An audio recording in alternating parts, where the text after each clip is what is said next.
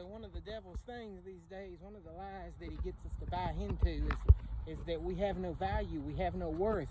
Look at the idea of how many people are suffering with depression, how many people feel like they are worthless, like they're not worthy to be used. They're not worthy for that man or for that woman. They're not worthy to the people that they're involved with. The devil's got us to buy into this lie. I'm out here mowing today and listening to Miles Monroe, and he said something that kind of struck me as weird when I first heard it. And then I thought about it. He says, you got to love yourself. You know, in our culture, we take that idea and change it into something else. We identify self-love as pride. But the reality of it is that Jesus said, when confronted by the Pharisees, they asked him which was the greatest command. Jesus' response was to love God with everything that you are and to love your neighbor as yourself.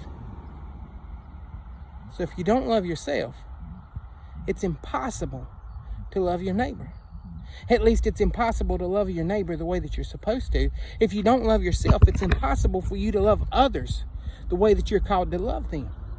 See, the devil wants us to not love ourselves. The devil wants us to look at ourselves as disgusting. He wants us to find all the problems and all the faults with ourselves rather than to love ourselves. Because once we love ourselves, once we get our focus and realize what we're called to be, we realize the importance of who God has called us to be. When we realize that we have value, that God has put into us from the creation,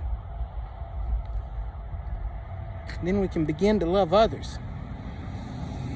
But we've got to love ourselves first. We've got to get to the place that we understand our value.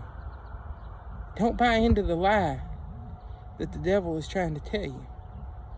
You were created for a purpose. You are worthy of love. You are loved. Now love yourself so that you can love others the way that you're called to. God bless you guys. I love you.